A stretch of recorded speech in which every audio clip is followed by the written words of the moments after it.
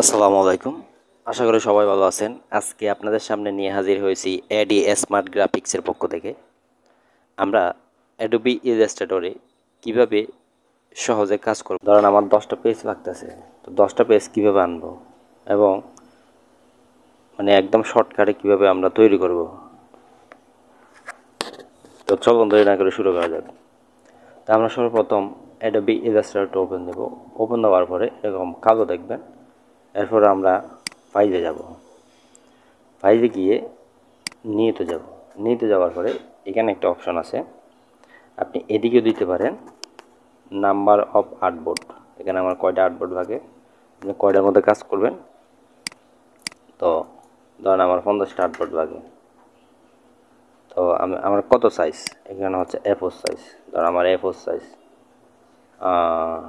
এখানে A4 size দিবেন, ওকে দেবেন। এখানে দেখবেন আমার 50টা আর্টবোর্ড হয়ে গেছে, 50টা আর্টবোর্ড আছে। আরেকটা আছে, এখানে আমি ডিলিট করে দিয়েছি। আমরা ধরেন আবার ফাইলে গেলাম, ফাইলে গিয়ে নিতে গেলাম আমরা ওকে দিলাম। এটা ছিল না, এটা 1 করে দিলাম। 1 করে দেওয়ার পরে একটা পেজ আনার পরে আমরা সারটা খুঁজে পাই না। তো সেক্ষেত্রে এই যে এই আর্টবোর্ডকে আমরা কীভাবে কপি করে বেশি করব।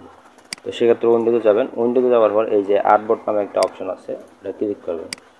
ক্লিক করার পরে এই যে এখানে একটা দেখবেন নিউ আর্টবোর্ড, এটার মধ্যে ক্লিক করবেন।